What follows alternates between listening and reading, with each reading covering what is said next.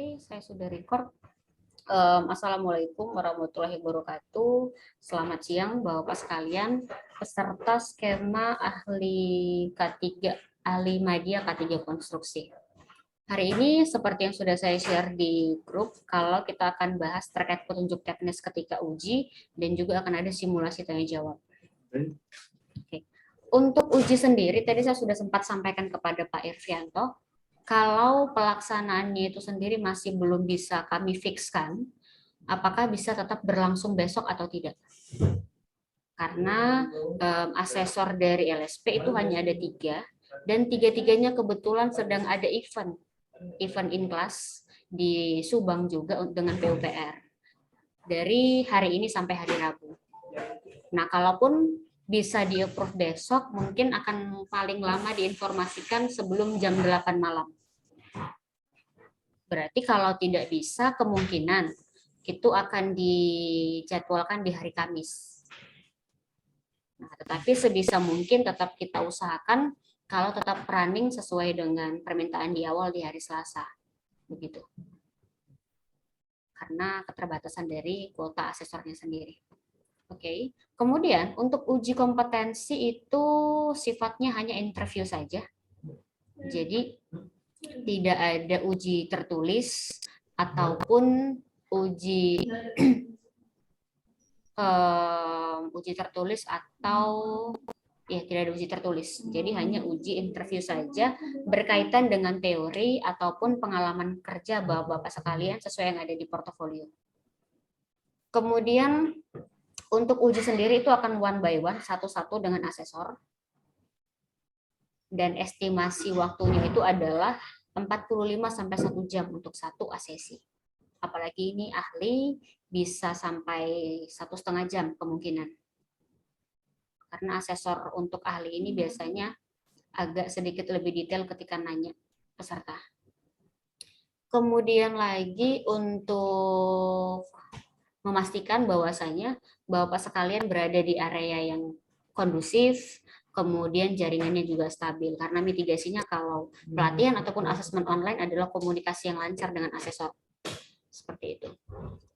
Kemudian untuk uji sendiri, kalau pakai LSP sekarang sih tidak perlu ikut dari awal sampai akhir.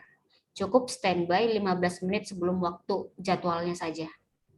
Misalkan Pak Irvian jadwalnya itu di jam 9, cukup standby di 8.45. Atau 1 jam sebelum.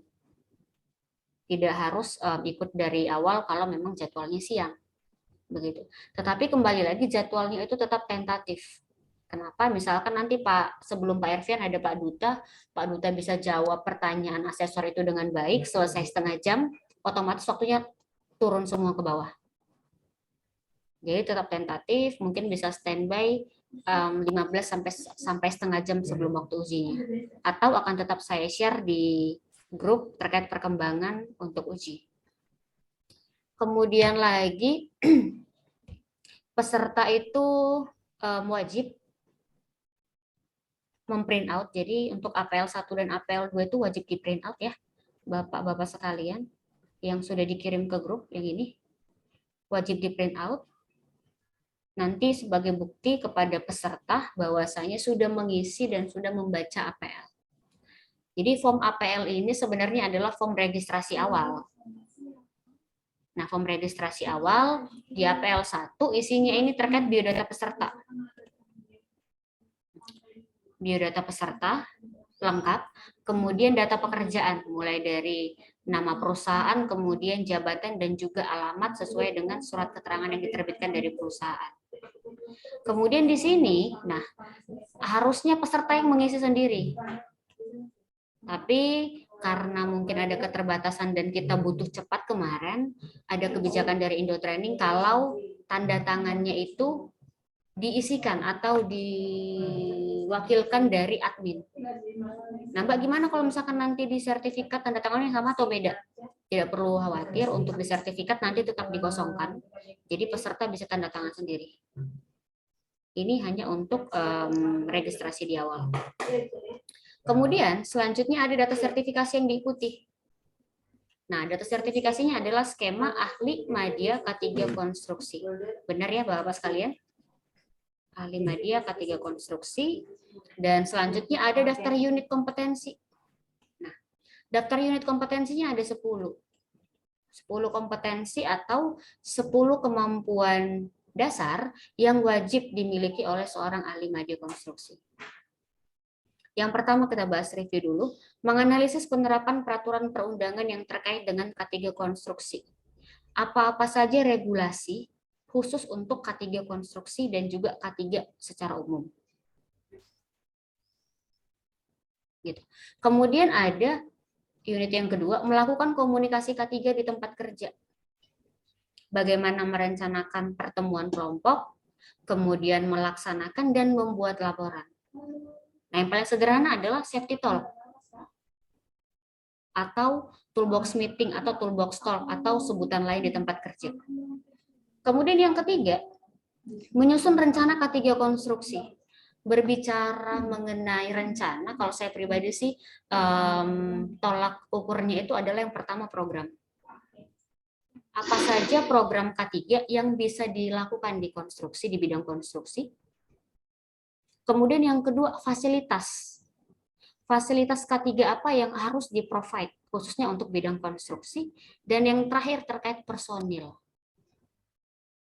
Nah, personil ini ada personil yang umum, kemudian ada personil yang khusus.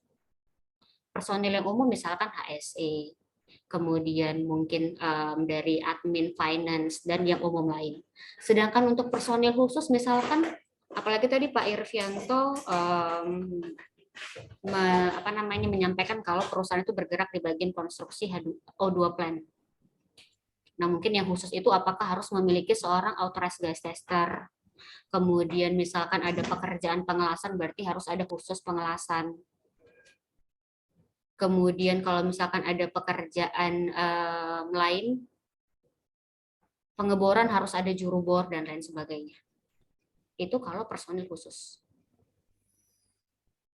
Jadi kalau dari saya sih 3 poin itu aja untuk rencana K3. Kemudian yang keempat, menyusun program pelatihan K3.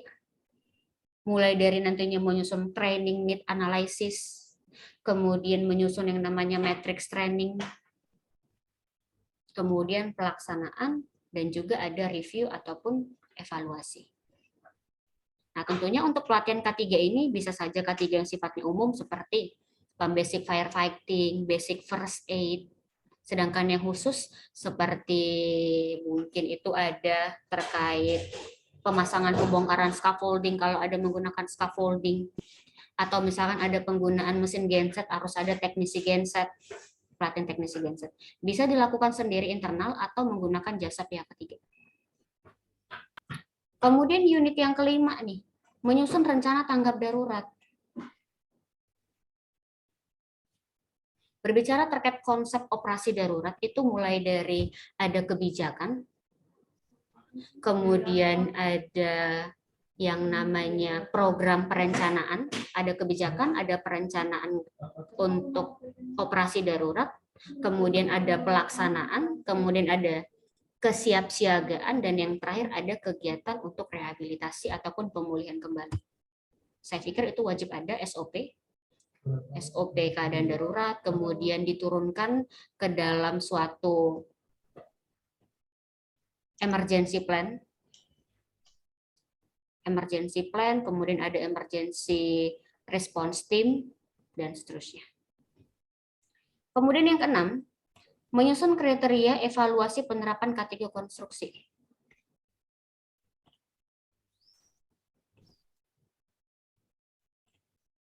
Menyusun terkait kriteria evaluasi untuk K3 konstruksi. Biasanya membuat satu form ataupun checklist khusus. Checklist khususnya ini bisa dibuat berdasarkan program, misalkan safety talk. Program safety talk untuk departemen X atau departemen A, rencana pelaksanaannya itu dilakukan 20 kali sebulan. Berarti ada 2 kali 4, 80 kali dalam 4 bulan, kalau dia itu dimasukkan dalam laporan catur bulan, sampai 1 tahun. Dievaluasi berapa prosentase rencana berapa persentase pencapaian, dan berapa persentase kinerjanya. Itu untuk menyusun kriteria. Kemudian unit yang ketujuh, melakukan evaluasi TSP, tujuan, sasaran, dan program K3. Ini masih sama nantinya dengan dibuat yang namanya TSP dan melakukan evaluasi ataupun review tindak lanjut. Kemudian yang kedelapan, melakukan audit internal untuk SMK3. Nah, audit internal itu biasanya dilakukan minimal untuk standarnya adalah satu tahun sekali untuk internal. Kemudian siapa saja yang berhak terlibat sebagai auditor internal, kemudian apakah sudah ada SOP untuk audit internal, dan mungkin akan ditanyakan asesor lagi adalah berapa persentase hasil audit tahun lalu. Kemudian unit yang ke-9, melakukan evaluasi hasil inspeksi K3 di lapangan. Evaluasi hasil inspeksi. Nah, apakah hasil dari inspeksi itu adalah berupa reward? Reward itu berarti penghargaan kalau memang di lingkungan ditemukan adalah hasil positif sesuai dengan SOP dan juga tidak ada kelainan, atau berupa peringatan dan juga surat perintah kerja. Kemudian review ataupun tinjauan ulang berkalanya. Itu untuk hasil inspeksi. Kemudian yang terakhir adalah melakukan investigasi kecelakaan kerja. Apa itu investigasi? Tujuan investigasi apa? Kemudian siapa yang berwenang atau yang wajib terlibat dalam kegiatan investigasi kecelakaan? Kemudian seperti apa prosedur tanggap darurat seorang pengawas? Jadi ini ada 10 unit kompetensi untuk ahli K3. Ahli media K3 konstruksi. Dan pertanyaan asesor pastinya seputaran 10 unit ini. Bisa satu pertanyaan mewakili satu unit kompetensi atau lebih.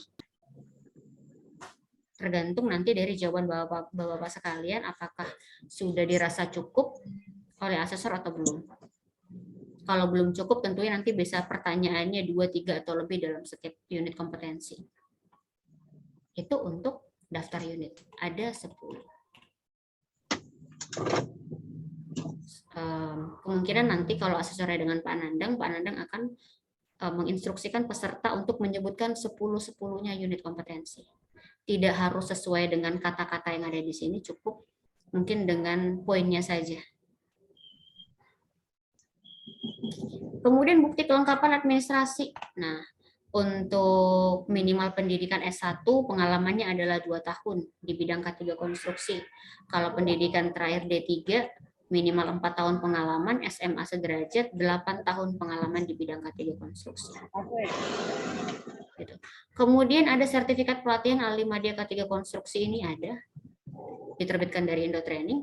Kemudian ada fotokopi EKTP dan ada pas foto. Kemudian untuk bukti kompetensi ada sertifikat pelatihan, kemudian ada surat keterangan kerja, kemudian ada laporan safety talk, kemudian SOP, dan juga laporan investigasi kecelakaan yang ada. Kemudian di sini masih dengan nama lengkap dan juga tanda tangan lagi. Untuk APL 1. Kira-kira untuk APL 1 ada yang ditanggapi itu ditanyakan Pak Irvianto, Pak Dwi, dan Pak Duta? Bu, saya mau tanya ya, APL 1 saya itu terkait yang alamat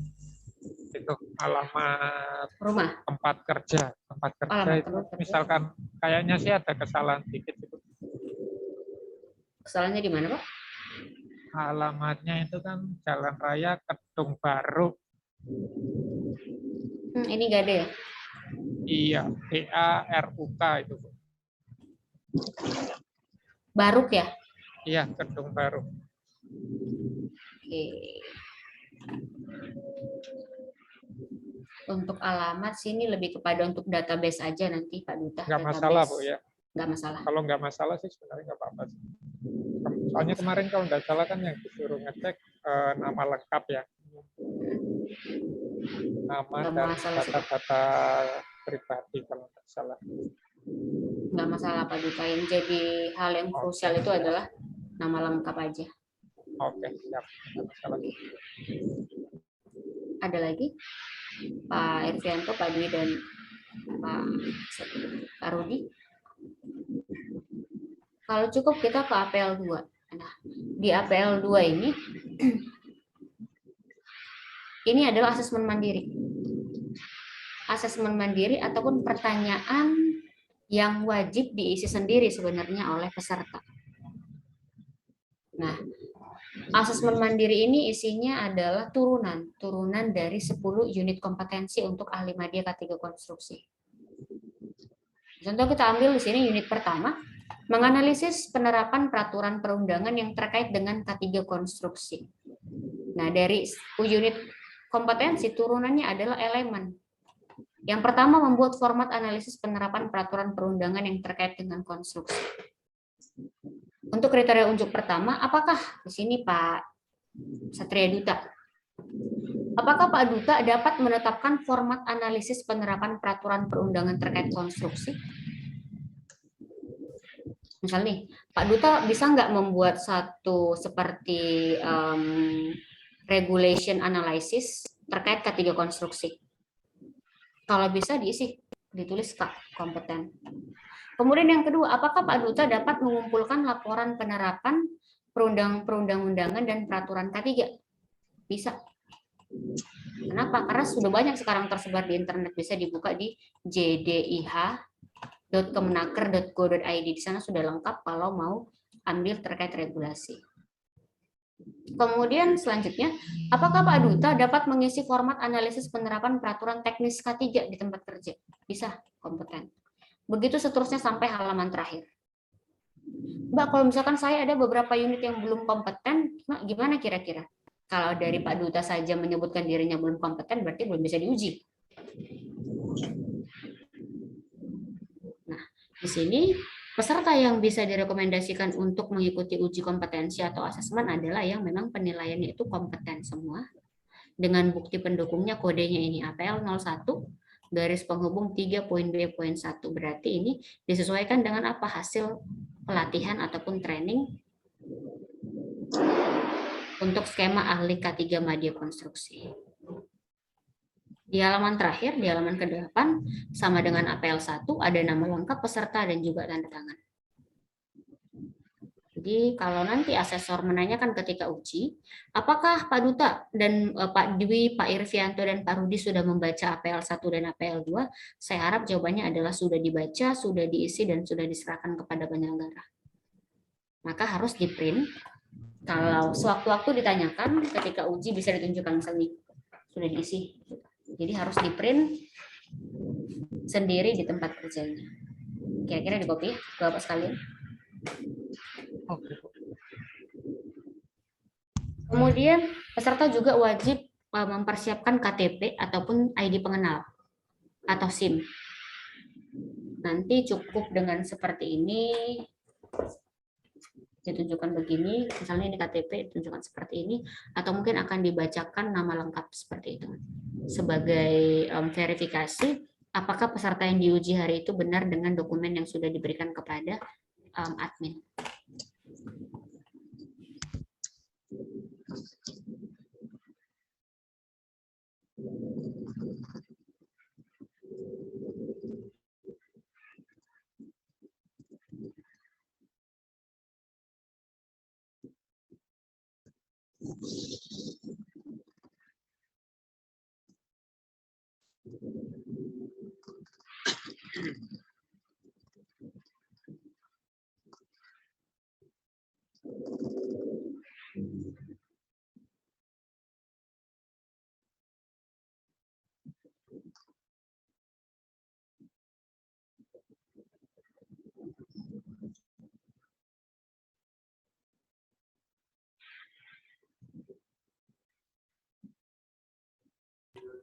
Oke, kira-kira untuk KPL 1 dan 2 ada yang ditanyakan?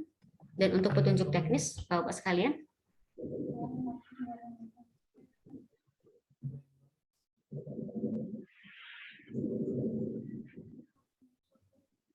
Cukup? mau tanya, Bu. Silakan Kak Dwi, Eli. Berarti APL 1 sama asesor menanyakan pada saat APL 2 itu harus semuanya harus terjawab sempurna atau gimana, Bu? Oke. Untuk pertanyaan sih nanti ada form pertanyaan ya Pak Dwi. Jadi yang ditanyakan itu tidak serta-merta semua yang ada di APL 2. Gitu kan. Jadi yang ditanyakan itu tadi seperti yang saya sampaikan, bisa saja satu pertanyaan untuk mewakili setiap unit kompetensi atau bisa lebih. Misalnya pertanyaan dari unit yang pertama adalah, coba Pak Dwi sebutkan minimal 3 regulasi terkait ketiga konstruksi. Itu. Kalau Pak Dwi bisa jawab, misalkan nih ada Undang-Undang 170, kemudian ada terkait regulasi untuk K3 konstruksi nomor berapa. Misalkan ada lagi disampaikan terkait APD, terkait bekerja di ketinggian kalau masuk di konstruksi, sudah. Tapi kalau misalkan Pak Dwi tidak bisa jawab, dilanjut nih. Coba Pak Dwi disebutkan terkait Undang-Undang 170 itu isinya apa yang Bapak tahu? Misal. Itu. Gimana Pak? Sorry.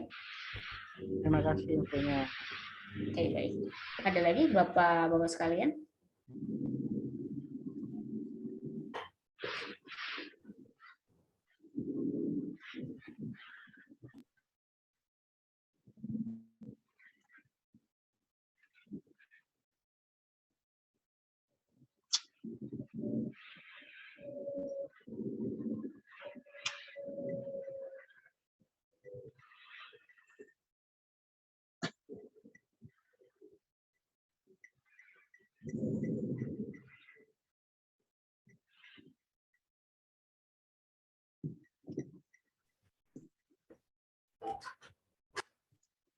Oke, cukup.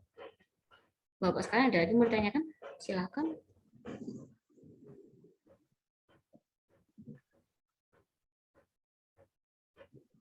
Oke, kalau cukup kita lanjut untuk simulasi tanya jawab. Biasanya di awal itu asesor akan meminta peserta untuk menjelaskan profilnya. Nah, profil yang dijelaskan itu apa saja? Nama lengkap, kemudian pendidikan terakhir, dan juga pengalaman pekerjaan di bidang K3 konstruksi sudah berapa lama, kemudian juga untuk posisi jabatan saat ini. Gitu. Mungkin kita akan langsung saja review.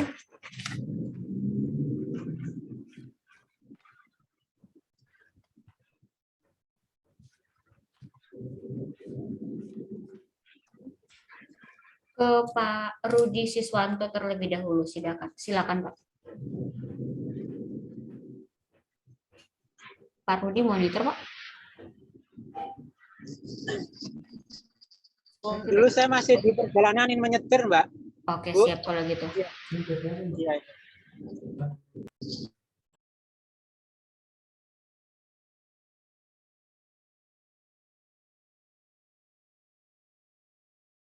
Nah, selanjutnya Pak Duta, silakan Pak.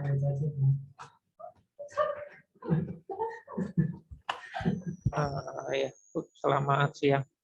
Bu, misalkan ini pengalaman kita nggak terkait langsung di K3-nya, nggak masalah ya? Atau gimana? Kalau Pak Duta sendiri pengalamannya sebelumnya di bagian mana nih Pak? Ya di project, cuma bukan di K3-nya sih, Bu. Sebagai apa jadi Pak? Kita di pelaksana dan engineer-nya. Jadi engineer. Ah, Oke aja sih Pak, nanti disampaikan saja ke asesor apa namanya, pengalaman pekerjaan misalkan di PT apa ya tadi namanya, bisa motor, Bu. PT Samator sebagai engineer di project. Itu Oh, aja gitu aja disampaikan. ya. Nggak masalah, maksudnya nggak terkait dengan K3-nya, nggak masalah ya. Nggak masalah sih Pak, disampaikan saja begitu. Oke, silakan Pak Duta. Ya, perkenalkan, nama saya Satria Duta Ninggar, pendidikan terakhir sarjana, pengalaman kerja saya di PT Semator sebagai engineer di project kurang lebih dari tahun 2011 hingga sekarang. 10 tahun ya Pak berarti? Ya, kurang lebih 10 tahun. Oke.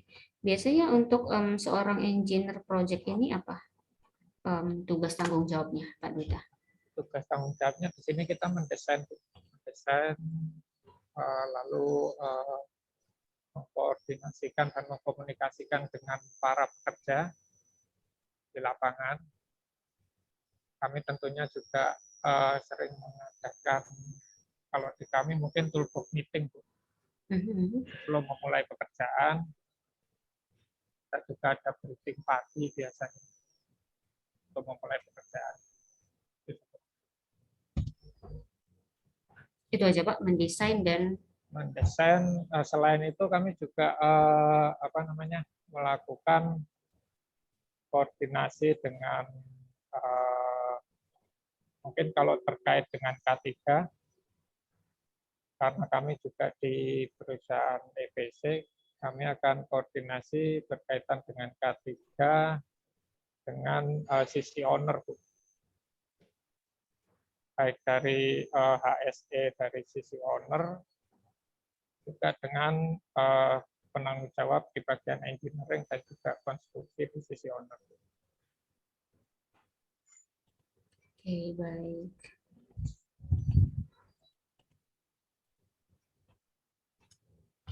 Tadi mendesain, kemudian melakukan koordinasi dan pertemuan secara berkala berarti ya Pak?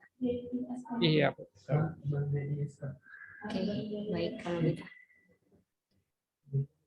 Terima kasih Pak Satria. Selanjutnya Pak Dwi Eli, silakan Pak.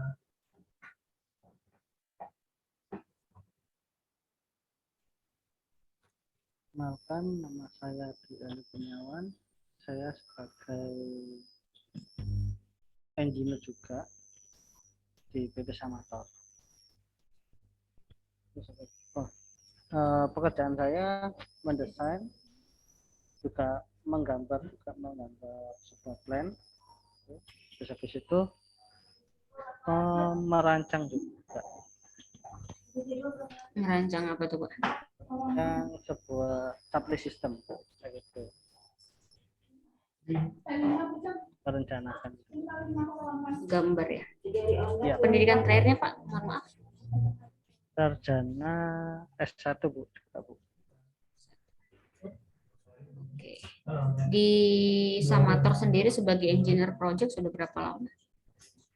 Dari 2012 sampai sekarang. 2012. Sekitar 9 tahun ya Pak. Lebih. Oke, baik. Terima kasih Pak Dwi Eli. Selanjutnya Pak Irvianto, silakan Pak.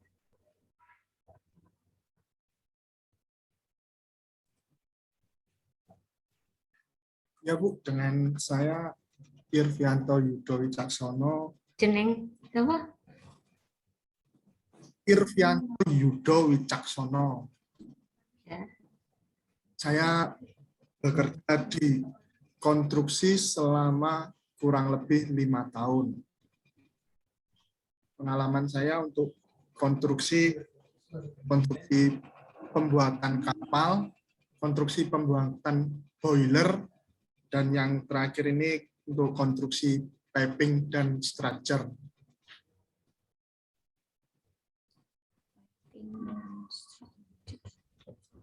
Lima tahun ya Pak? 5 tahun. Pendidikan terakhirnya Pak, mohon maaf. Pendidikan terakhir baru S1 Bu, sarjana teknik. Oke, baik. Terima kasih Pak Irvianto. Pak Rudi tadi sedang di jalan ya. Oke. Kenapa harus sharing profile? Karena kembali lagi untuk memverifikasi sesuai dengan administrasi. Karena tadi di administrasi, saya ulangi lagi, untuk yang pendidikan terakhir S1 atau sederajat atau lebih, itu pengalaman minimal 2 tahun di bidang K3 konstruksi. Ataupun di bidang konstruksinya.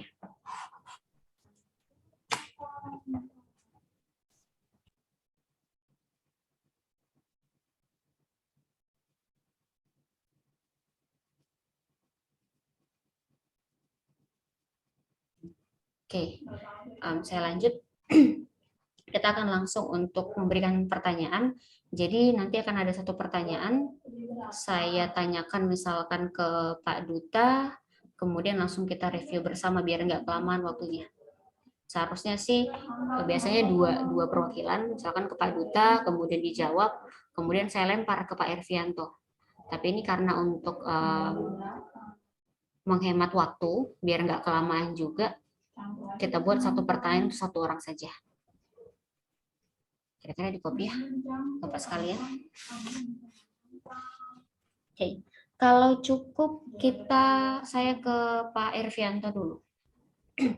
Pak Ervianto, nah, pertanyaan yang pertama untuk unit yang pertama adalah coba disebutkan minimal 5 regulasi yang Bapak ketahui terkait K3 dan konstruksi. Silakan. Regulasi terkait K3 konstruksi, K3 dan konstruksi. K3 dan konstruksi. Ya. Bukan K3 konstruksi ya? Ya, K3 konstruksi bisa yang khusus K3 konstruksi dan K3 yang secara umum. Silakan Pak Ervianto.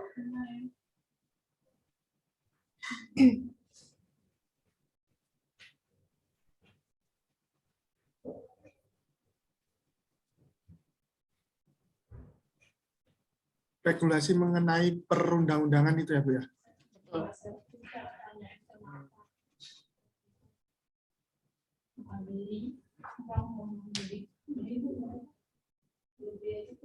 Yang pertama SOP.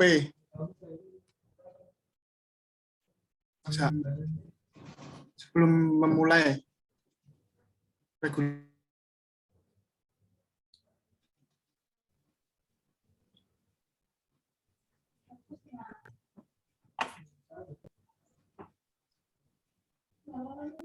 Bisa diulangi Pak Ervianto, tadi jaringannya macet. Regulasi yang pertama yang harus regulasi K3 dan konstruksi yaitu untuk pembuatan SOP sebelum melaksanakan proyek konstruksi. Oke, dijawab dulu Pak, nanti saya review.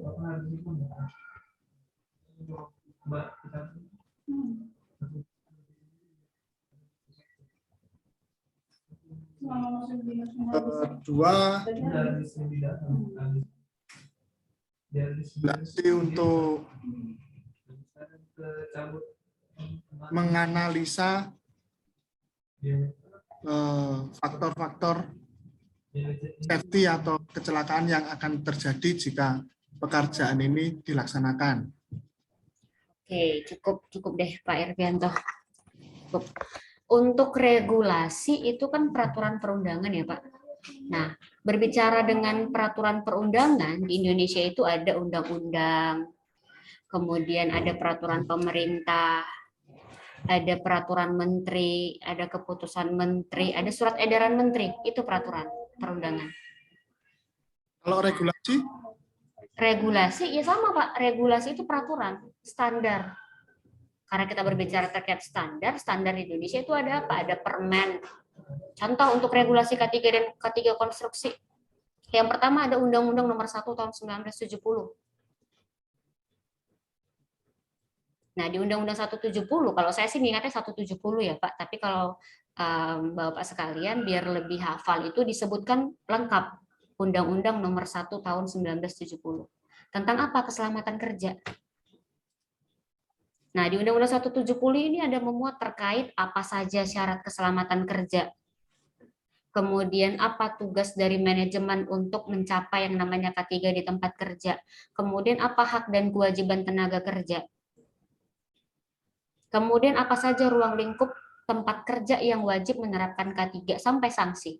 Itu di Undang-Undang 170. Kemudian kalau tentang konstruksi, ada nggak kemarin dibahas?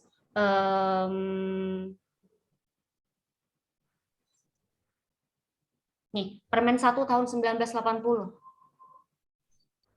Permen nomor 1 tahun 1980 ini tentang apa? Tentang K3 konstruksi bangunan. Di situ nanti akan ada dibahas konstruksi bangunan, kemudian konstruksi untuk jalan raya, dan PUPR. Itu ada di sana. Kemudian terkait K3 lagi ada apa? Ada PP nomor 50 tahun 2012 tentang pedoman penerapan sistem manajemen K3. Kemudian berbicara lagi terkait K3, ada Permen nomor 4 tahun 1980. Tentang apa? Tentang penggunaan APD, alat pelindung diri. Kemudian kalau kita berbicara terkait perancah. Nah, perancah itu ada di Kep Dirjen Binwasnaker nomor 74 tahun 2013. Tentang penggunaan K3 penggunaan perancah ataupun scaffolding. Kalau misalkan dilanjut di konstruksi tentunya ada yang namanya instalasi kebakaran. Ada lagi Kepmen nomor 187 tahun 186 tahun 99. Itu terkait unit K3 penanggulangan kebakaran konstruksi bangunan. Dan banyak lagi. Jadi untuk regulasi mungkin bisa dicatat minimal 5 di catatan-catatan kecil Bapak sekalian terkait regulasi K3 dan juga konstruksi. Kira-kira tadi yang saya sebutkan bisa di-copy Bapak sekalian?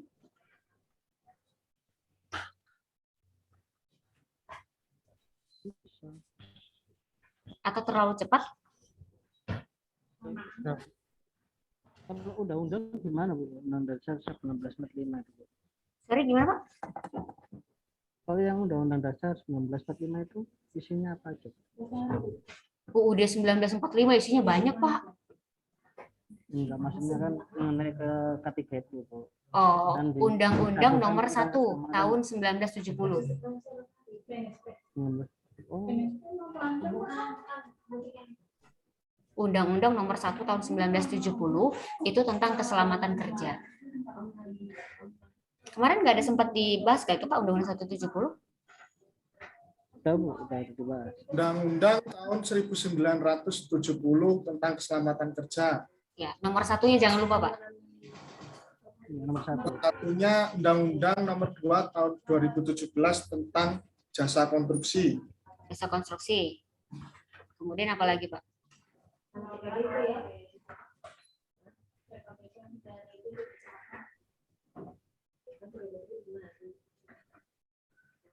PP nomor 50 tahun 2017. Jadi dihafal bukan hanya khusus untuk K3 konstruksi, tapi untuk K3 juga. Di konstruksi kan ada penggunaan APD. Nah, penggunaan APD itu regulasinya di mana? Di Permen nomor 4 tahun 1980. Kemudian di tempat kerja juga mungkin erat kaitannya dengan yang namanya kecelakaan kerja. Pelaporan kecelakaan kerja itu ada di mana? Ada di Permen nomor 3 tahun 98. Itu kira-kira di copy ya. Ini Pak Irvianto join dengan akun yang berbeda ya Pak? Apa Bu? Pak Irvianto join dengan akun yang berbeda ya? Sama Irvianto-nya. Karena kontainer saya datang Bu. Oh gitu, jadi oke. Yang di laptop saya matikan. Oke, siap-siap.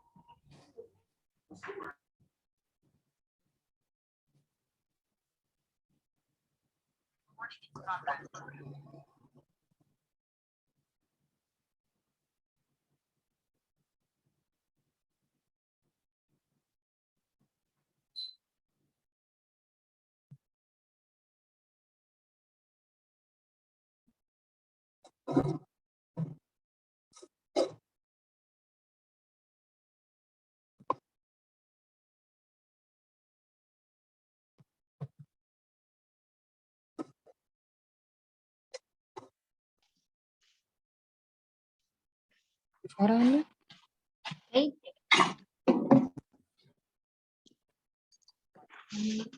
Saya izin nomor. Iya. Kak sedang ya?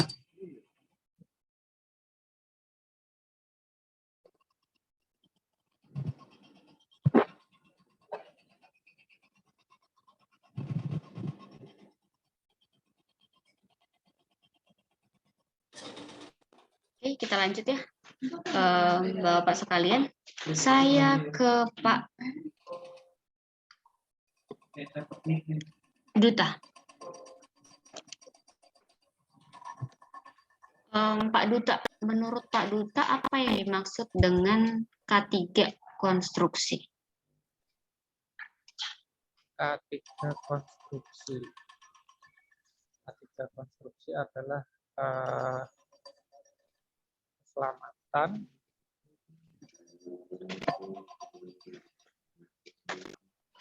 K3 konstruksi artinya aja Bu ya. Ya, pengertiannya bukan kepanjangan ya Pak. Pengertiannya adalah upaya untuk semua yang terlibat di area konstruksi atau sebuah proyek untuk melaksanakan penerapan untuk keselamatan kesehatan dalam dan juga untuk keselamatan kerja di lingkungan konstruksi atau pekerjaan proyek.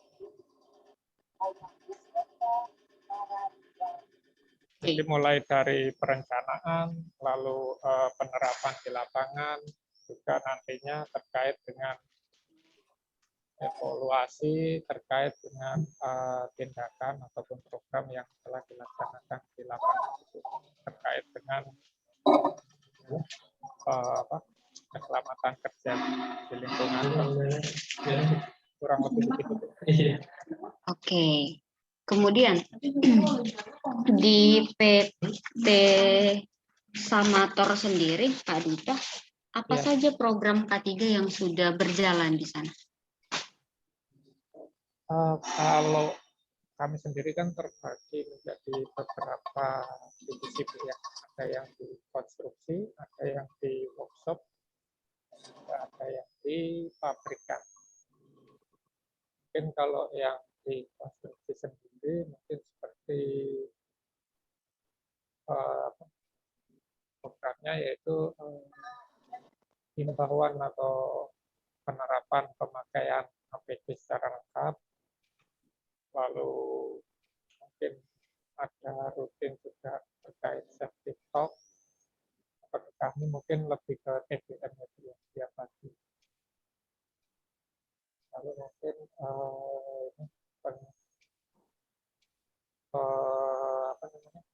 pemasangan banner-banner atau instruksi terkait dengan K3.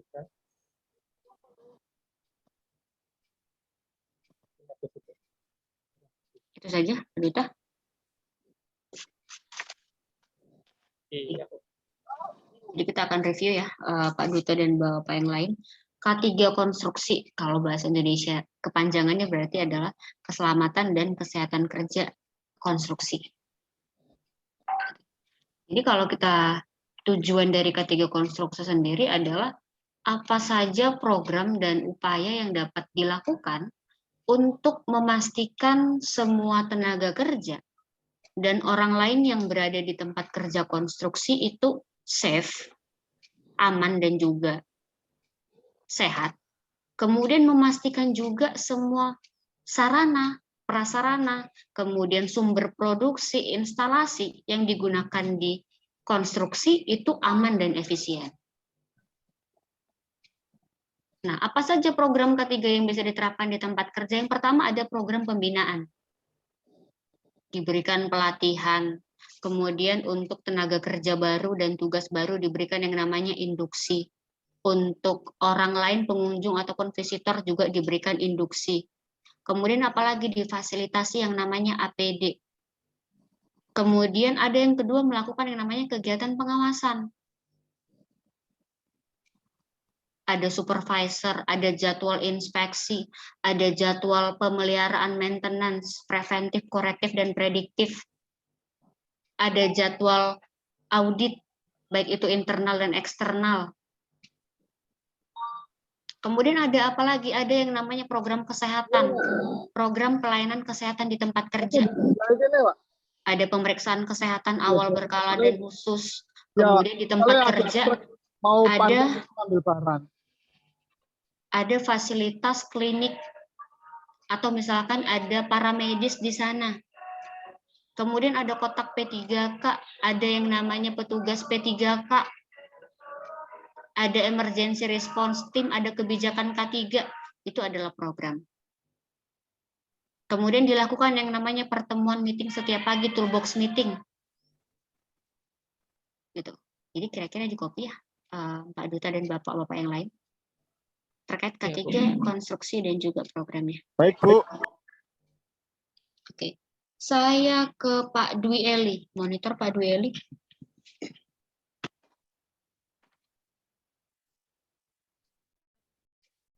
Oke, untuk Pak Dwi Eli. Di tempat sebelum itu, coba disebutkan Pak Dwi Eli, ada berapa jenis pertemuan kelompok terkait safety, terkait K3. Kemudian Pak Dwi pernah terlibat di jenis yang mana saja? Silakan. Yang pertama pertemuan yang safety talk, Bu, yang pertama, Bu. Safety talk. Habis itu join inspection. Join inspection. Cuman nggak aja, Bu, yang pernah saya ikuti, Bu. Oke. Pertemuan kelompok. Nah, pertemuan kelompok K3 itu ada 3 jenis. Nah, yang pertama ada safety talk tadi yang disampaikan oleh Pak Dwi. Safety talk, apa itu safety talk? Safety talk adalah pertemuan kelompok kecil antara pengawas dengan tim anak buahnya. Nah, safety talk ini frekuensi pelaksanaannya itu harian. Biasanya sebelum awal gilir kerja. Kalau tadi Pak Dwi menyebutkan di tempat kerjanya adalah toolbox meeting. Nah, kemudian ada juga safety talk weekly yang mingguan. Biasanya untuk yang mingguan ini pelaksanaannya itu dilakukan membicarakan terkait materi-materi yang sedang up to date. Seminggu sekali. Kemudian yang kedua, jenis yang kedua itu adalah safety meeting. Nah, untuk safety meeting ini adalah pertemuan kelompok yang skupnya sudah lebih besar lagi. Biasanya perwakilan beberapa pengawas, atau perwakilan beberapa head departemen, atau perwakilan dari unit kerja, atau misalkan perwakilan dari tenaga kerja yang bukan dari satu departemen tertentu. Untuk pelaksanaannya ini kapan? Periodenya itu adalah minimal sebulan sekali. Atau kalau ada insiden-insiden yang sifatnya khusus. Oh ya, Bu, saya mau tanya, untuk joint inspection itu termasuk safety meeting atau gimana, Bu? Soalnya kan lebih dari beberapa orang untuk Kalau daily inspection itu ya termasuk program inspeksi terencana terjadwal Pak Dwi. Tapi untuk pertemuan kelompok itu tidak termasuk pertemuan kelompok dong untuk inspection.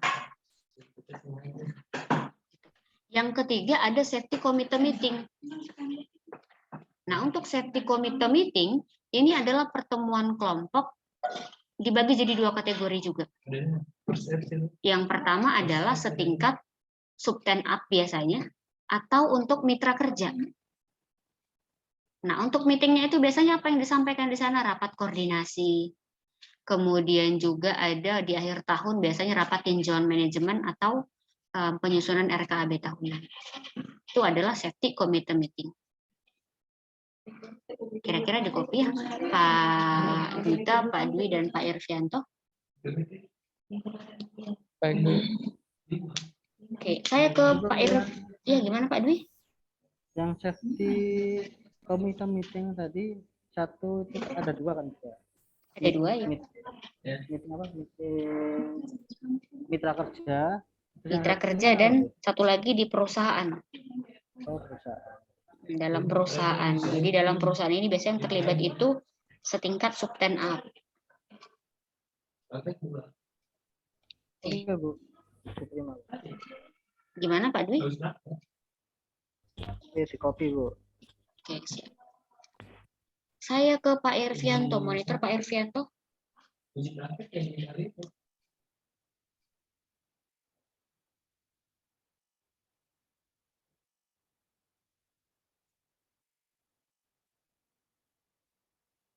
Kita lanjut. Pak Ervianto monitor, Pak.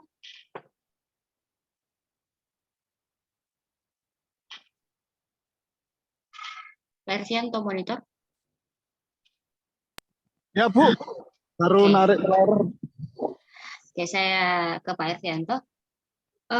Mengenai rencana tanggap darurat di tempat kerja Pak Ervianto, pertanyaan yang pertama adalah apakah sudah ada SOP keadaan darurat? Kemudian yang kedua, apakah juga sudah ada dibentuk emergency response team di sana? Dan siapa-siapa saja bagian-bagiannya? Silakan Pak Ervianto. Yang pertama untuk SOP tanggap darurat sudah ada dan sudah dibuatkan, tapi tidak pernah dilaksanakan karena tidak pernah terjadi keadaan darurat. Oke.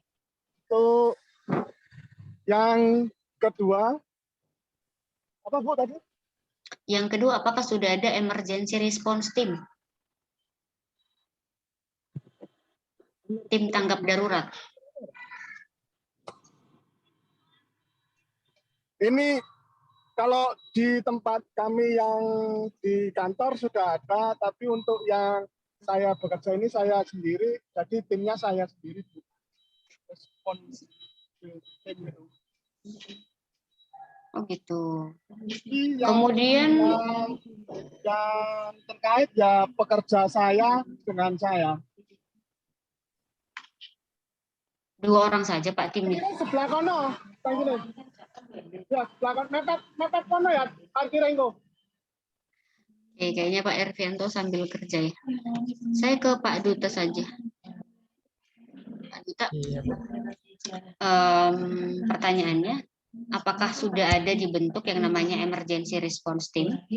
Kemudian di emergency response team di perusahaan PT Samator sendiri, apa-apa saja bagiannya di sana?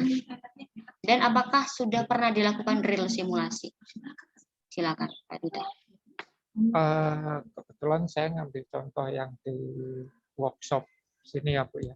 Ya, Kalau saya lihat di area security itu memang sudah terpampang yang namanya PIC yang bertugas saat terjadi tanggap darurat Bu. Yang pertama mungkin adalah penyebar informasi. Lalu yang kedua ya ada yang namanya ada HSE responsibility. Lalu ada yang namanya itu kalau tidak salah dia sebagai evakuasi, Bu. Di sini penyebar informasi sendiri, kalau yang tertera di sana adalah dari SDM yang di sini, Bu. Itu giliran sih, Bu. Jadi tiap berapa minggu atau berapa bulan itu mungkin PIC-nya berganti-ganti. Lalu untuk HSE officer, HSE representatif yaitu ada HSE dari area workshop sini, Bu.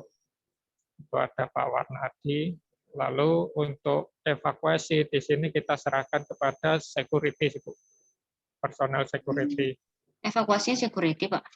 Iya, Bu. Oke. Salah satu personel security karena security sendiri kan di sini shift 24 jam ya, Bu ya. Jadi bila ada kejadian yang di luar jam kerja mungkin kan bisa dievakuasi terlebih dahulu. Kalau petugas P3K, Pak? P3K rasanya masih belum ada sih, Bu. Mungkin di-handle sama yang HSE-nya sih, Bu. Karena kalau di workshop sini kan juga nggak banyak ya, Bu ya. Personelnya dan juga karyawannya. Oke. Kalau di Samator sendiri, mohon maaf, ada berapa tenaga kerjanya ya, Pak? Kami sendiri sih karena kan banyak cabang ya, Bu ya. Di proyek jadi Pak mungkin Duta aja. terpecah-pecah. Oh, kalau di proyek sih biasanya kurang lebih yang terakhir itu sekitar 20 sampai 30 mungkin. 20 sampai 30. Oke. Jadi Yang tadi saya contohkan sih di workshop itu. di workshop, kalau di workshop Ya, berapa Pak mungkin lebih kira-kira? kecil lagi. Lebih kecil kalau di workshop ya? Iya, mungkin di bawah 20 sih. Oke, baik kalau begitu. Saya akan coba review ya, Pak Irvianto, Pak Duta, dan Pak Dwi. Terkait Baik, Bu. keadaan darurat. Nah, keadaan darurat ini adalah suatu kejadian yang datangnya itu tiba-tiba, tidak diinginkan, tidak diharapkan. Nah, yang dapat mengakibatkan kerugian jiwa ataupun materi. Nah, keadaan darurat ini bisa disebabkan dari 3 faktor. Yang pertama, keadaan alam. Contohnya ini apa? Keadaan darurat, keadaan alam, misalkan banjir, gempa bumi, tsunami, tanah longsor. Nah, itu adalah keadaan darurat alam. Kemudian yang kedua ada kegagalan teknologi atau kegagalan teknis. Inilah yang bisa berupa misalkan peledakan, kebakaran, kemudian ada yang tertabrak, kecelakaan kerja, penyakit akibat kerja. Itu kegagalan teknologi atau kegagalan teknis. Kemudian yang ketiga ada karena masyarakat, huru-hara, demonstrasi, itu adalah keadaan darurat. Dan perusahaan sifatnya wajib menyusun yang namanya SOP untuk kesiapsiagaan darurat. Nah, salah satunya apa? Salah satunya adalah dengan tadi dibuat SOP, kemudian dibuat yang namanya ERP, Emergency Response Plan, atau rencana tanggap darurat. Kemudian membentuk tim emergency response team. Nah, emergency response team ini kalau dari struktur organisasi, itu ada beberapa kategori timnya. Yang pertama harus ada koordinator. Nah, koordinator ini bisa saja adalah pengawas teknis, misalkan ahli K3 kebakaran, atau misalkan ahli K3 spesialis listrik, atau yang lain, yang punya kompetensi untuk mengeluarkan yang namanya keputusan saat itu. Kemudian untuk timnya, yang pertama itu ada tim evakuasi. Tim evakuasi ini kadang digabung dengan tim pemadam kebakaran. Digabung nih orangnya. Tugasnya ngapain? Tugasnya adalah sesegera mungkin memadamkan kebakaran atau melakukan evakuasi pada korban di tempat kejadian kecelakaan. Setelah itu apa? Ada tim medis atau tim P3K. Nah, untuk tim medis ini sifatnya kalau perusahaan dengan resiko kecil sedang, tenaga kerjanya 80 sampai 100, itu wajib punya 1 orang petugas P3K. Kalau konstruksi di H2 plan ini kalau sesuai dengan regulasinya masuk ke dalam bahaya sedang karena dia bersentuhan dengan O2 yang notabene salah satu sumber kebakaran, mungkin bisa saja besar resikonya. Kalau resiko besar, tenaga kerja 0 sampai 100 itu wajib punya 1 orang petugas P3K. Kalau tadi kecil sedang, kalau di bawah 60 itu tidak perlu ada petugas P3K. Tetapi kalau sudah 60 sampai 100 itu wajib punya 1 orang petugas P3K. Kemudian lagi kalau kebakaran tadi, petugas kebakaran. Kalau petugas kebakaran itu dia masuk kategori sedang, itu harus punya 2 orang Damkar-D perbandingan 25. Itu. Kemudian setelah tadi ada evakuasi, kemudian tadi ada medis, kemudian ada tim dokumentasi proses. Nah, untuk tim dokumentasi proses ini tujuannya apa? Punya tanggung jawab untuk menyelamatkan dokumen-dokumen dan informasi penting di perusahaan kalau terjadi keadaan darurat. Dan yang terakhir ada tim security keamanan. Biasanya sih Pak Duta kalau tim security keamanan ini punya tanggung jawab untuk mengisolasi area kejadian kecelakaan atau keadaan darurat sewaktu-waktu terjadi emergency case. Harus ada tim evakuasi sendiri. Tapi kalau kebijakan perusahaan seperti itu ya it's okay. Karena kembali lagi ada regulasi kemudian itu akan mengacu lagi kepada kebijakan dari perusahaan yang terdaftar. Kemudian berbicara terkait simulasi, ini sifatnya wajib dilakukan minimal 1 tahun sekali. Kemudian saya lihat kemarin juga untuk SOP belum pernah direvisi ya Pak, masih yang 2016. Tuh. Dia terkait keadaan darurat atau tanggap darurat. Kemudian terkait yang namanya prosedur. Prosedur atau tahapan apa yang wajib dilakukan ketika terjadi keadaan darurat? Nah, tentunya adalah kalau itu keadaan daruratnya sifatnya langsung kecelakaan, prosedurnya apa? Menghubungi emergency call. Atau misalkan kalau jaringan jelek biasanya ada HT atau mungkin jalur komunikasi yang lain.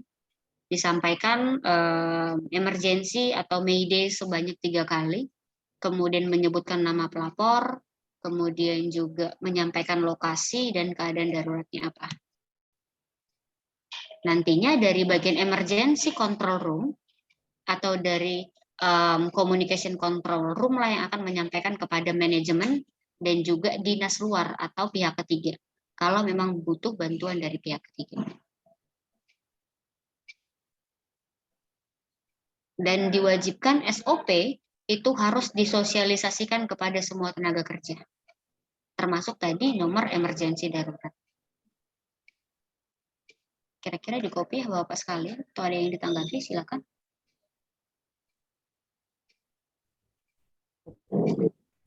Bu, untuk pekerja yang 100 pekerja tadi kan wajib ada 1 petugas P3.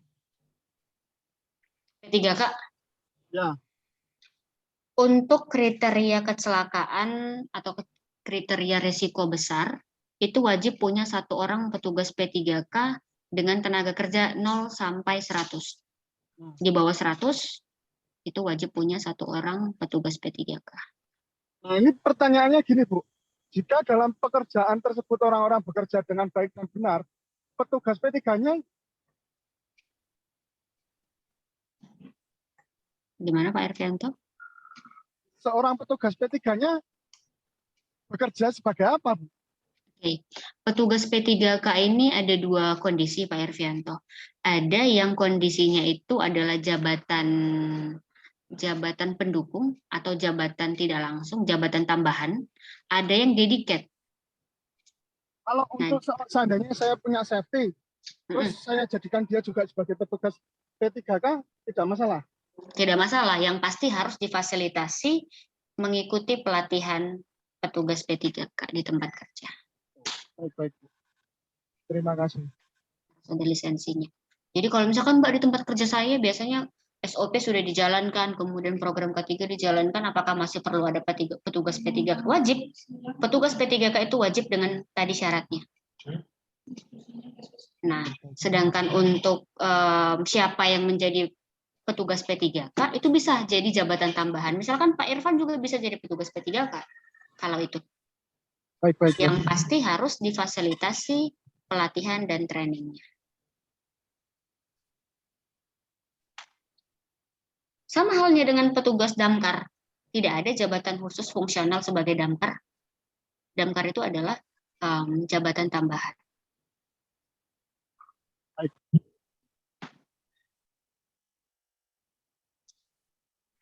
Ada lagi yang ditanyakan Bapak sekalian?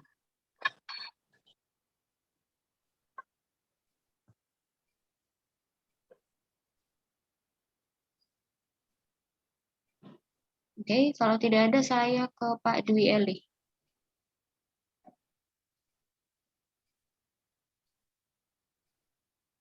Terkait audit. Sebelum ke audit, di PT Samator sendiri apakah sudah menerapkan SMK 3? Sudah, Bu. SMK 3. Kalau sudah ikut SMK 3, tentunya sudah pernah dilakukan audit eksternal. Sudah pernah dilakukan audit eksternal, Pak Dwi?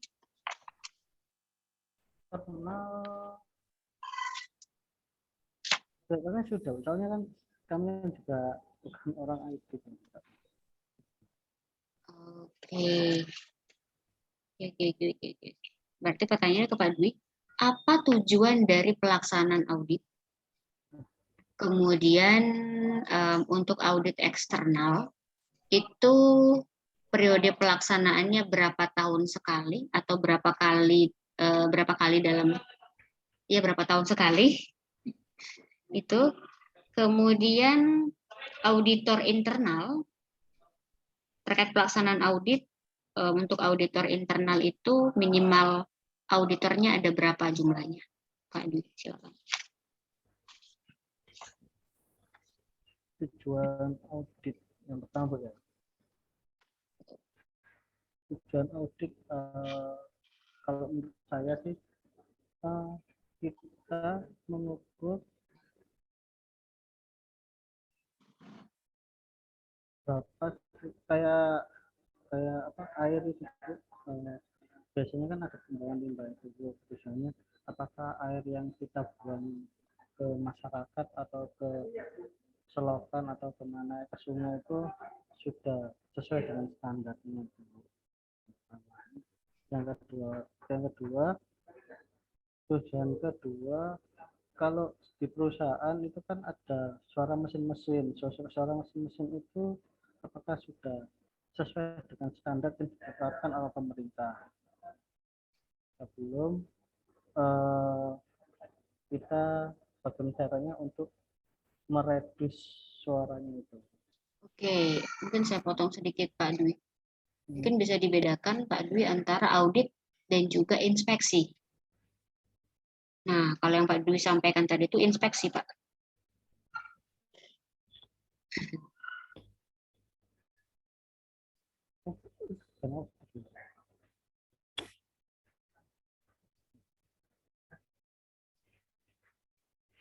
Audit. Silakan Pak Dwi. Mungkin auditnya juga apa namanya, biasanya kan kayak apa namanya itu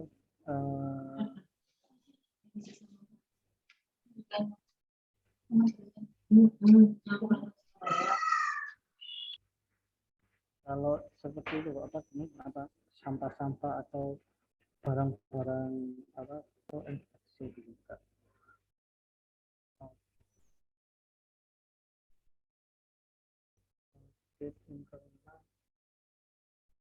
Kalau audit berarti untuk itu Bu, berarti kalau yang di workshop itu audit mungkin auditnya itu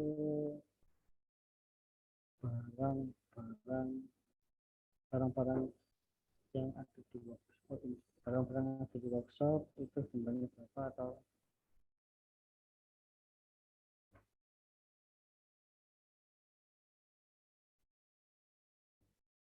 Oke. pas Bu? Ya, Pak Duta, mungkin bisa dibantu Pak Duta? Audit. Iya, Bu. Tadi gimana, Bu? Apa itu, apa tujuan pelaksanaan audit di tempat kerja? Tujuannya yaitu mungkin yang pertama untuk mengetahui performa dari sistem gitu. Lalu yang kedua mungkin mengetahui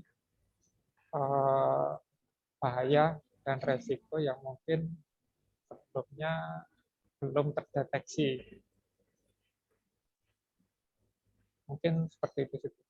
Jadi mungkin nanti kekurangan-kekurangan tersebut dapat disempurnakan kembali supaya dapat menunjang dari K3 itu sendiri. Kurang lebih begitu. Oke, jadi kadang sebenarnya antara audit dan inspeksi ini mungkin agak sedikit hampir-hampir mirip ya Pak Dwi. Nah, perbedaannya adalah sama-sama keduanya kegiatan pemeriksaan, tetapi perbedaannya kalau audit ini adalah pemeriksaan sistem secara menyeluruh di perusahaan. Nah, untuk tujuan audit apa? Yang pertama adalah untuk mengetahui seberapa besar prosentase pencapaian suatu penerapan sistem di tempat kerja. Seberapa prosentasenya. Kemudian yang kedua, setelah kita tahu prosentasenya, kita dapat melakukan pengembangan atau improvement. Kalau ada poin-poin ataupun kriteria tertentu, klausal namanya, ada klausal tertentu yang belum terpenuhi di tempat kerja. Nah, kemudian siapa yang melakukan audit? Tentunya adalah auditor. Ada auditor eksternal dan ada auditor internal. Kalau auditor internal ini tentunya adalah orang tenaga kerja di perusahaan yang sudah punya kompetensi sebagai auditor internal. Sedangkan auditor eksternal adalah auditor eksternal, auditor di luar dari perusahaan yang akan melakukan audit sesuai dengan permohonan dari perusahaan. Nah, beberapa lembaga audit eksternal yang sudah terakreditasi itu ada CAN, kemudian ada TUF, ada Alcon, ada Sukovindo, itu adalah beberapa badan audit. Kemudian untuk auditor internal ini diwajibkan itu dilaksanakan 1 tahun sekali internal, sedangkan eksternal itu periodenya adalah 3 tahun sekali oleh lembaga audit tadi. Dan untuk timnya sendiri itu di internal perusahaan minimal 2 orang.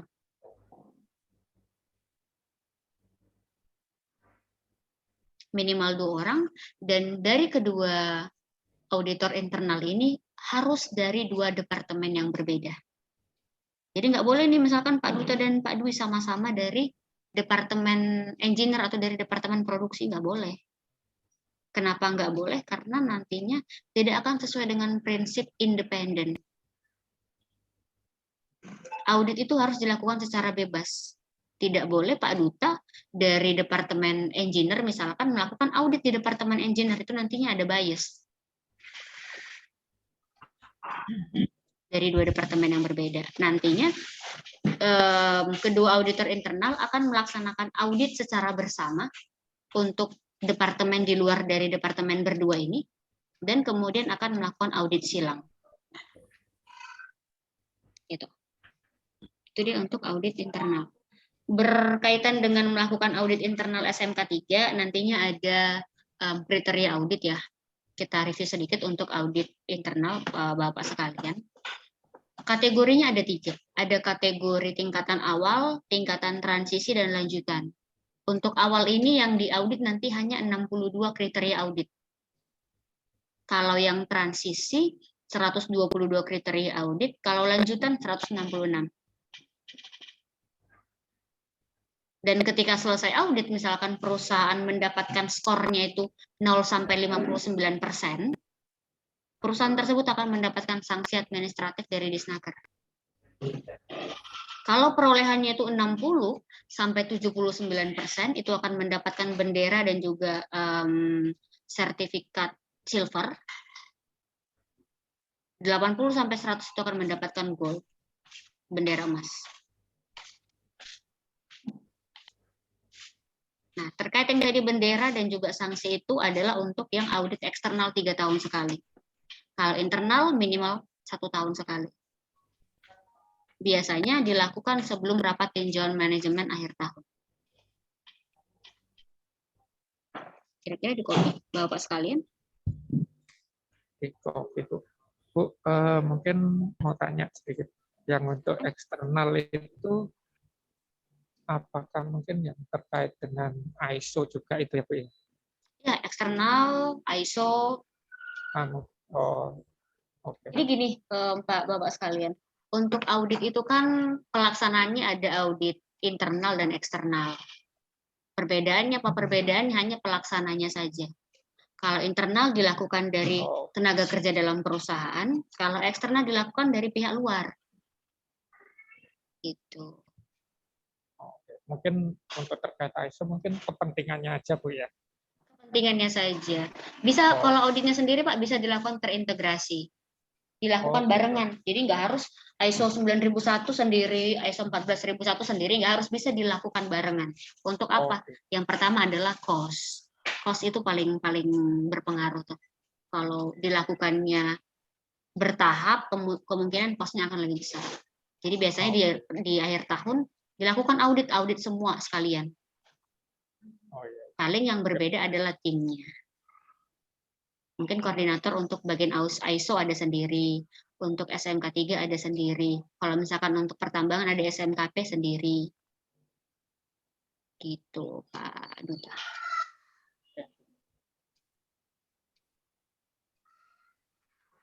Oke, ada lagi yang ditanyakan sebelum kita lanjut terkait audit internal SMK 3? Kalau cukup saya ke Pak Irvianto monitor, Pak. Bu. Oke. Pak Irvianto. Siap. Apa tujuan dilakukannya investigasi kecelakaan? Kemudian siapa saja yang wajib terlibat dalam investigasi? Silakan. Tujuannya dilakukan investigasi kecelakaan yaitu kita akan mengetahui akar permasalahan dari kecelakaan tersebut dan kita akan menilai atau mengevaluasi standar operasi kerja kita sudah sesuai atau tidak, dan itu tujuannya agar tidak terjadi kecelakaan lagi untuk kedepannya. Yang terlibat dalam investigasi kecelakaan yaitu yang pertama tim dari pihak safety perusahaan, yang kedua adalah karyawan pelaku kecelakaan.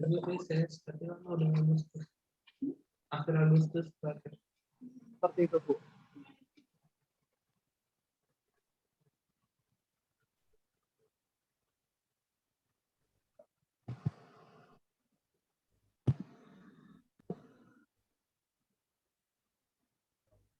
Oke, investigasi kecelakaan. Apa tujuannya? Tujuannya adalah yang pertama untuk menemukan bukti-bukti dan fakta-fakta di lokasi kejadian. Kemudian yang kedua, untuk menganalisis dan menemukan apa penyebab dari kecelakaan tersebut. Dan yang terakhir adalah merekomendasikan tindakan perbaikan atau pengendalian agar tidak terjadi kecelakaan yang mirip di kemudian hari. Nah, siapa yang wajib terlibat dalam investigasi? Kalau itu biasanya ya, untuk kebijakan perusahaan, kalau property damage dan juga cedera ringan, itu yang terlibat hanya bagian safety, kemudian ahli K3, bisa ahli K3 umum, atau kalau memang perusahaannya spesifikasinya di bidang konstruksi adalah pengawas teknis, ahli K3 konstruksi, kemudian pengawas, itu wajib terlibat. Tapi kalau dia itu cedera yang terjadi sampai fatality, skupnya jadi makin besar nih yang terlibat jadi tim investigasi. Perwakilan manajemen pimpinan, kemudian perwakilan medis, perwakilan dari unit kerja, kemudian dari P2K3, panitia pembina keselamatan dan kesehatan kerja, kemudian ahli K3, dan juga safety serta pengawas. Jadi skupnya lebih besar kalau sampai ke fatality. Kemudian, gimana Pak Irvianto? Ya, Bu. Oke. Saya ke Pak Duta lagi. Pak Duta, boleh tolong disebutkan minimal 5 masing-masing tindakan dan kondisi tidak aman yang menjadi faktor penyebab langsung kecelakaan. Silakan. Kondisi tidak aman. Yang pertama mungkin tidak memakai APD. Yang kedua melanggar rambu peringatan. Yang ketiga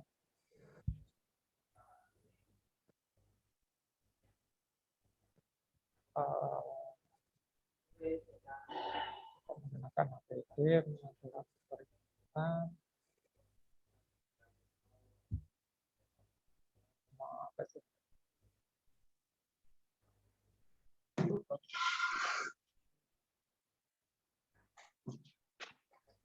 Mana putar?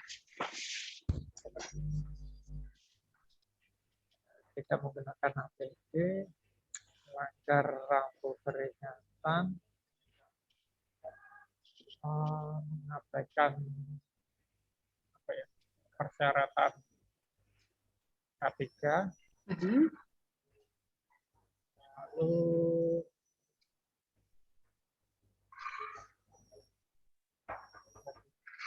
mungkin mirip-mirip ke yang tidak memakai APD satu sih. Lalu kalau yang satunya tadi kondisi tidak aman. Kalau kondisi tidak aman, misalnya adalah kalau di scaffolding itu penggunaan scaffolding yang belum diberi tagging oleh pihak HSE. Lalu mungkin melakukan pekerjaan di ketinggian tanpa apa itu namanya, pagar ya, ada kayak semacam barricade gitu. Lalu yang ketiga,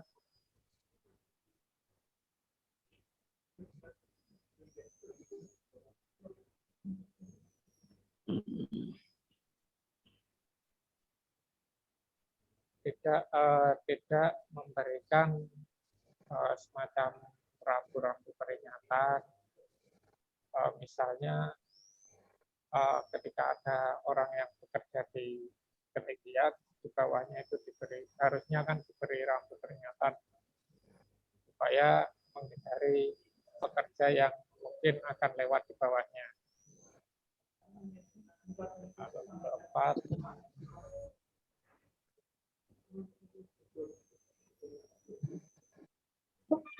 Anita?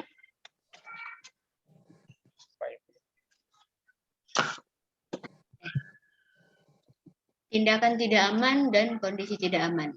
Tindakan tidak aman atau unsafe action ini adalah segala tindakan atau perilaku berbahaya yang dilakukan tenaga kerja atau orang lain yang dapat mengakibatkan kecelakaan. Contohnya ada apa tadi disampaikan Pak Duta, tidak pakai APD, tidak mengikuti tidak mengikuti instruksi ataupun peringatan dari atasan, mengoperasikan unit di atas batas kecepatan maksimum, menggunakan peralatan yang rusak, bekerja tidak sesuai dengan prosedur, bekerja di bawah pengaruh alkohol. Itu adalah contoh tindakan tidak aman. Nah, kemudian yang kedua, kondisi tidak aman, unsafe condition. Segala kondisi ataupun keadaan lingkungan yang berbahaya yang dapat mengakibatkan kecelakaan. Contohnya ada apa? Misalkan housekeeping tidak memadai. Kemudian peralatan yang rusak atau peralatan yang tidak lengkap. Kemudian lagi misalkan penerangan yang tidak memadai, kebisingan yang tinggi. Kemudian ada benda-benda tajam atau benda-benda yang menggantung yang tidak langsung segera disingkirkan. Rambu peringatan tidak lengkap. Itu adalah kondisi tidak aman. Sebenarnya dari kondisi tidak aman itu dapat menjadi penyebab awal terjadinya tindakan tidak aman. Tadi contohnya adalah alat yang rusak atau alat yang tidak memadai. Tapi kalau digunakan dan dioperasikan, itu menjadi unsafe action. Kira-kira bisa di-copy ya Bapak sekalian? Untuk contoh dari unsafe action dan juga unsafe condition. Gimana Pak Ervianto? Untuk kondisi tidak aman mengenai kelistrikan, Bu. Mengenai kelistrikan kondisi tidak aman nih, misalkan menggunakan kabel atau isolator yang tidak standar, itu unsafe condition. Atau misalkan ketika pengawatan itu dilakukan sembarangan atau tidak ada apa sih sebutannya itu kayak tempat, biasanya kan ada dimasukkan ke dalam kabel, serabutan, itu juga unsafe condition. ARP.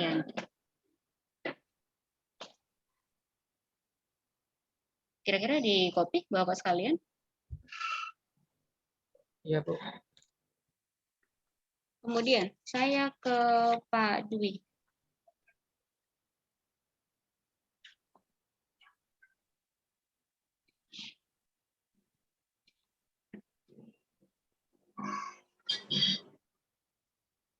Terkait program pelatihan. Pak Dwi, apakah pernah menyusun yang namanya training need analysis atau matrix pelatihan sebelumnya?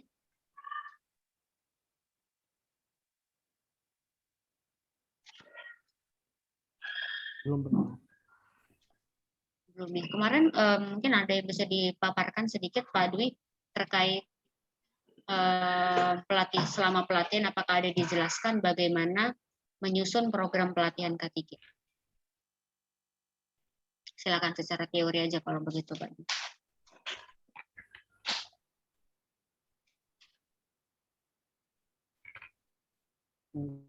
Mungkin gini, misalnya satu. Bisa agak sedikit dikencangin Pak suaranya. Terkopi di sini.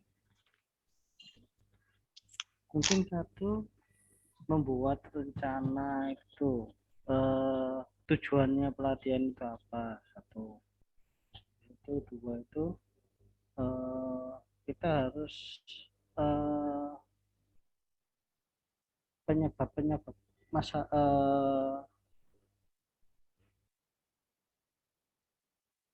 tujuan pelatihan, terus habis itu nanti diterapkannya itu, terus habis itu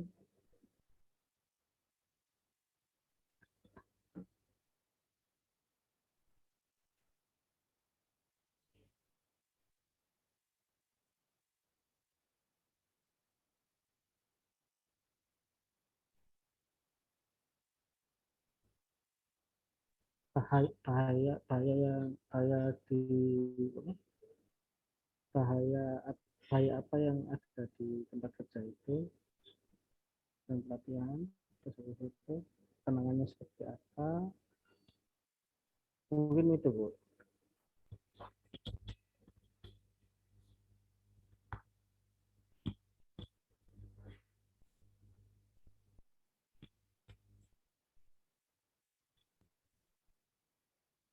Cukup Pak Dwi? Mungkin seperti itu Bu. Baik. Jadi namanya juga membuat program ya Bapak sekalian. Sebelum ke situ, kalau misalkan nih tadi Pak Duto mungkin dan Pak Dwi berpikir kenapa dari tadi nggak ada bahas terkait konstruksi, gitu ya Pak. Jadi kan tadi seperti yang saya sampaikan di awal. K3 konstruksi ini adalah segala upaya dan program yang dapat dilakukan untuk menjamin keselamatan manusianya dan juga terkait keselamatan dari peralatan di bidang konstruksi. Gitu. Makanya untuk mungkin kalau secara teknis nanti saya pikir Bapak sekalian sudah lebih paham untuk kegiatan-kegiatan konstruksi. Kemudian kita akan bahas yang terkait K3-nya saja. Gitu. Nah, tadi untuk program pelatihan. Dalam membuat program pelatihan tentu yang pertama harus ada dulu yang namanya analisis. Makanya tadi membuat need analysis training. Apa saja kebutuhan training di perusahaan. Nah, terkait menentukan kebutuhan training, nanti kita juga harus melakukan yang namanya identifikasi bahaya. Contoh untuk pelatihan-pelatihan kebakaran, kita harus tahu nih, kira-kira ada nggak di tempat kerja kita yang pekerjaannya itu punya potensi kebakaran tinggi. Misalkan ada, kita ada kegiatan pengelasan, ada kegiatan pabrikasi, atau ada kegiatan peledakan. Berarti sifatnya harus ada diberikan pelatihan kebakaran.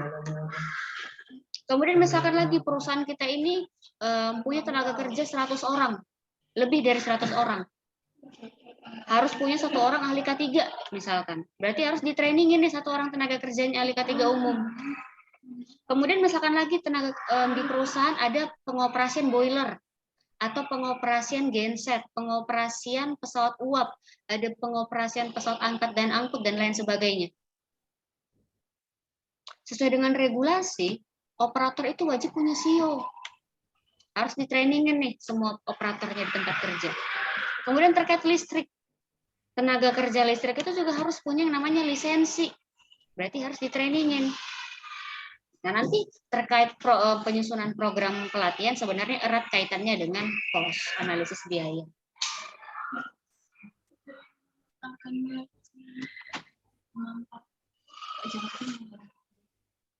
Gitu. Tadi setelah dilakukan yang namanya training need analysis, kemudian disusun berdasarkan nanti menyusun RKAB, kemudian pelaksanaan, dan akan direview biasanya di akhir tahun.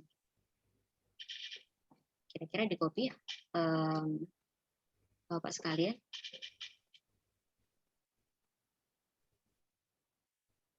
Baik, Bu.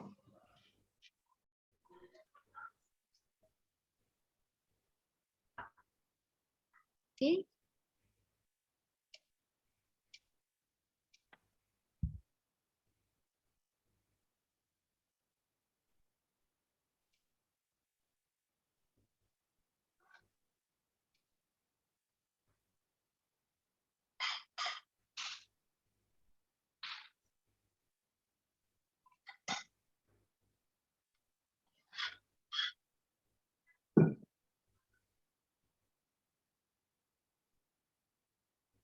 Oke, kalau gitu saya ke Pak Irvianto.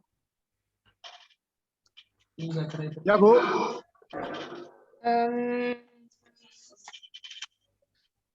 Terkait inspeksi.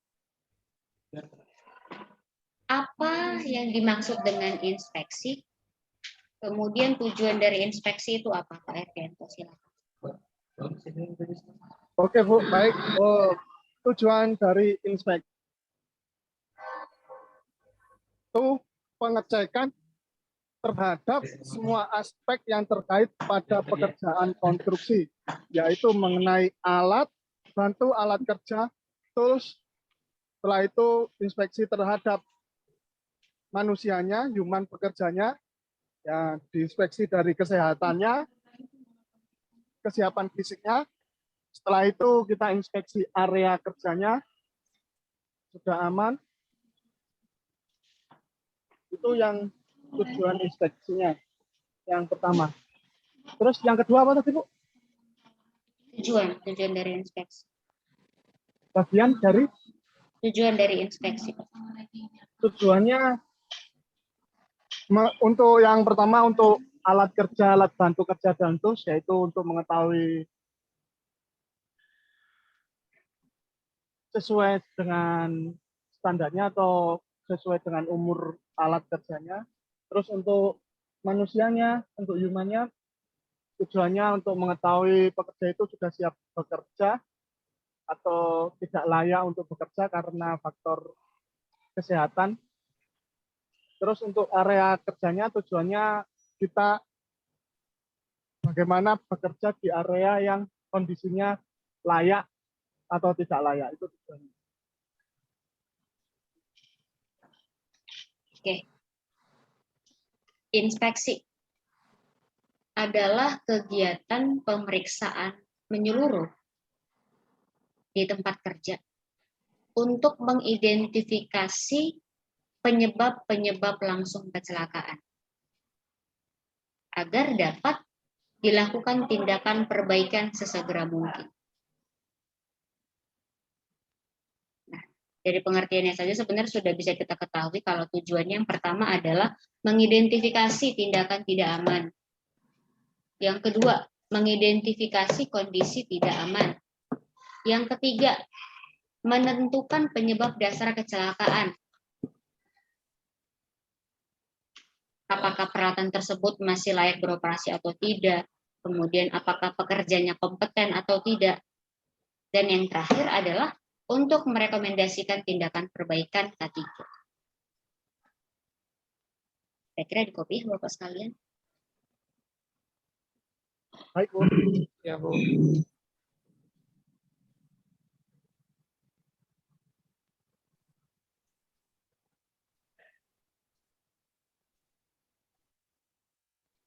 Apa namanya mantau yang bebek strat mantau?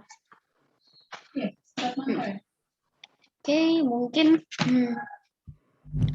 kira-kira itulah beberapa pertanyaan yang nantinya akan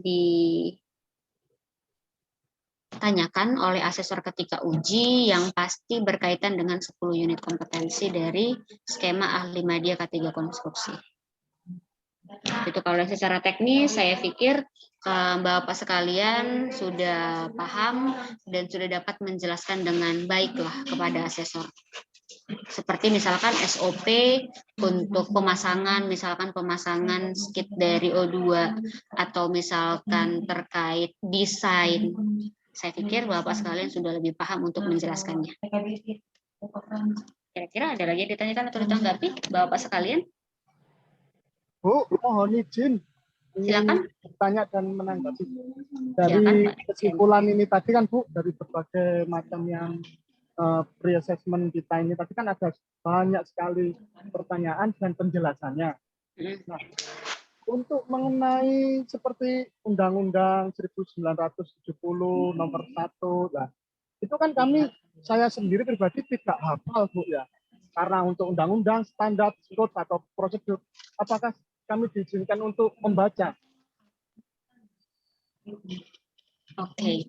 Untuk regulasi sih sebenarnya kebanyakan itu hanya disuruh menyebutkan saja Pak Irvianto. Menyebutkan.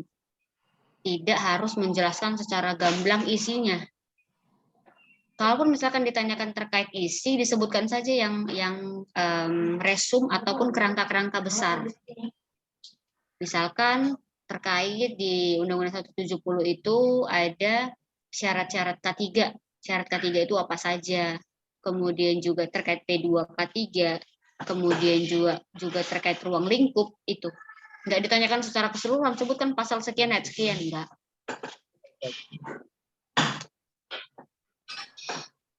Baik, Bu.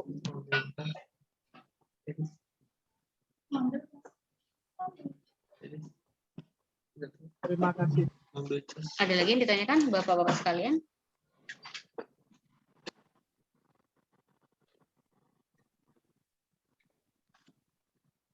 Saya cukup. Silakan Pak Dwi. Kalau saya cukup, Bu, sudah, Bu. Untuk nanti rekodnya ini kan dikirim ke kita, Bu ya.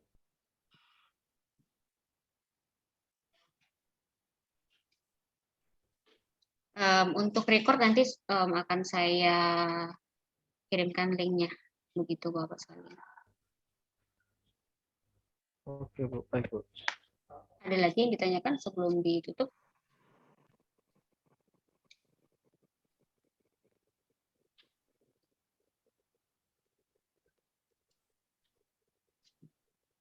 Saya cukup.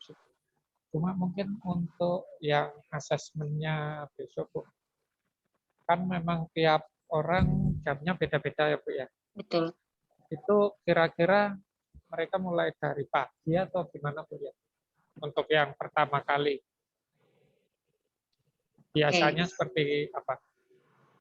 Untuk pelaksanaannya sendiri startnya di jam 8 WIB ya, Bapak sekalian. Startnya di jam 8 WIB. Di awal biasanya sih dibagi 3 peserta pertama itu join di jam 8. Jadi harus join di jam 8. Kemudian nanti admin akan menjelaskan terkait peraturan.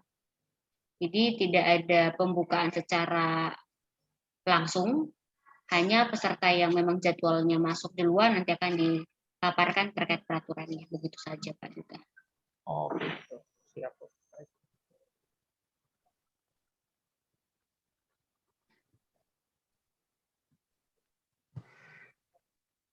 Gitu. Ada lagi ditanyakan? Sebelum ditutup. Saya cukup sih.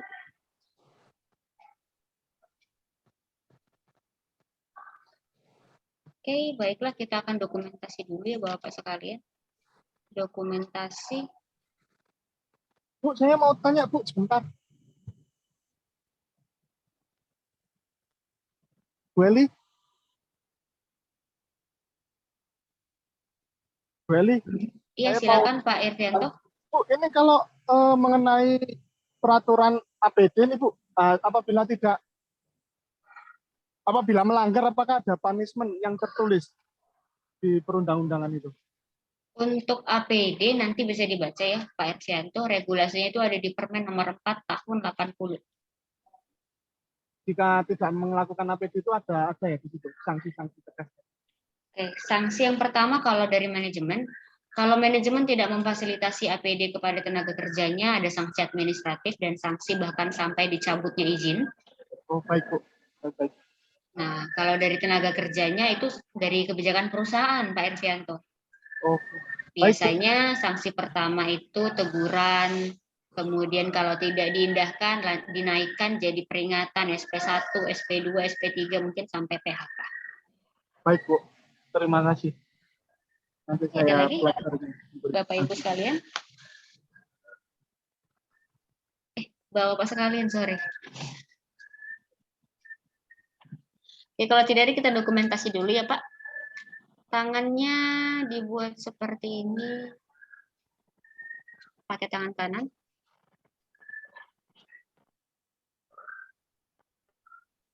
Pakai tangan kanan, Pak Irvianto.